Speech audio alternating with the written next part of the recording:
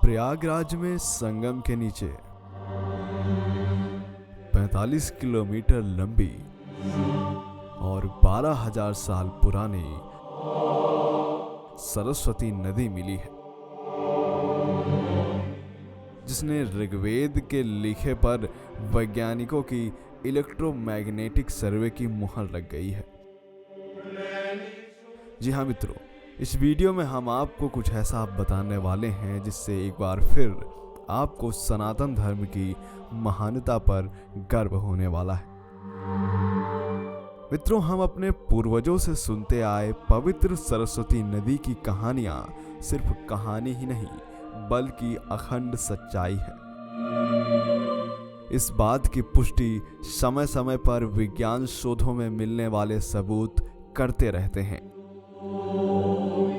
अब तक मान्यता यही है कि हिंदुओं की धर्म नगरी प्रयागराज में 3 प्राचीन एवं पवित्र नदियों गंगा, यमुना और सरस्वती का संगम है।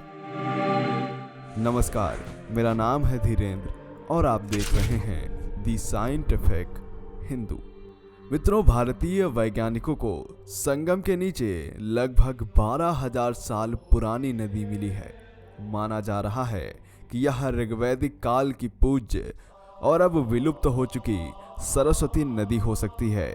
वैज्ञानिकों द्वारा किए गए इलेक्ट्रोमैग्नेटिक सर्वे में इस बात के ठोस प्रमाण मिले हैं कि संगम के नीचे 45 किलोमीटर लंबी यह प्राचीन नदी मौजूद है।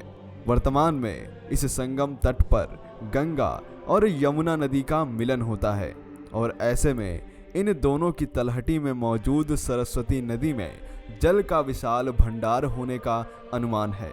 CSIR और NGRI के वैज्ञानिकों के इस संयुक्त अध्ययन को अनवास्टेड अर्थ एंड स्पेस साइंस में प्रकाशित किया गया है। दरअसल वैज्ञानिक इस बात का पता कर रहे थे कि पानी की बढ़ती खपत के कारण और यमुना नदी पर कितना प्रभाव पड़ रहा है। नदियों पर पड़ने वाले प्रभाव का सीधा असर पारिस्थितिकी और पर्यावरण पर पड़ता है।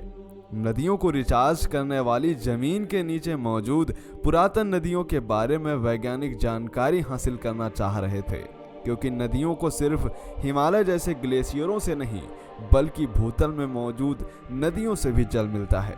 इसका पता लगाने के लिए वैज्ञानिक इस क्षेत्र का 3D मैपिंग करने के लिए इलेक्ट्रोमैग्नेटिक सर्वे कर रहे थे। वैज्ञानिकों ने पाया कि विंध्य फॉर्मेशन के अंतर्गत आने वाली एक अति प्राचीन नदी गंगा और यमुना की तलहटी में मौजूद है एक प्राचीन नदी। इस प्राचीन नदी का एक्वीफर सिस्टम और पुरातन नहरें आपस में जुड़ी हुई हैं और एक दूसरे की पानी की जरूरतों को पूरा कर रही हैं। इस प्राचीन नदी की लंबाई 45 किलोमीटर और चौड़ाई 4 किलोमीटर तथा गहराई 15 मीटर है।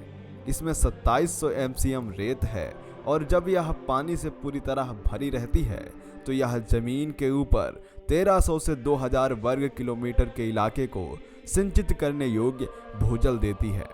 हिंदू धर्म ग्रंथों में कहा गया है कि गंगा, यमुना और सरस्वती का उद्गम स्थल हिमालय है। अध्ययन में इस बात को माना गया है कि खोज में मिली यह नदी संभवतः हिमालय तक ही जाती है। नेशनल जियोफिजिकल रिसर्च इंस्टीट्यूट यानी NJRI के निदेशक ने बताया कि यह नदी धरती के 10 मीटर नीचे गहराई में स्थित है, जो कि 10,000 से 12,000 वर्ष पुरानी है।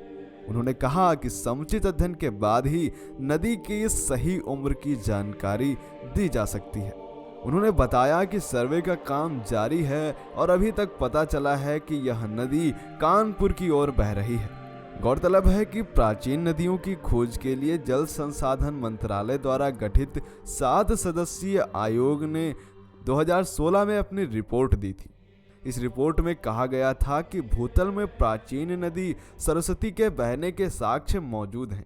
साल 2018 में मंत्रालय ने राजस्थान और हरियाणा में सरस्वती नदी की खोज को लेकर काम शुरू किया था। वैज्ञानिकों का मानना है कि हिमालय से निकलने वाली प्राचीन नदी अरब सागर में जाकर मिलती थी। तो मित्रों, आपका इसके विषय में क्या सोचना है? क्या आप भी यहाँ मानते हैं कि सरस्वती नदी आज भी भूतल के नीचे मौजूद है? कमेंट करके बताएं।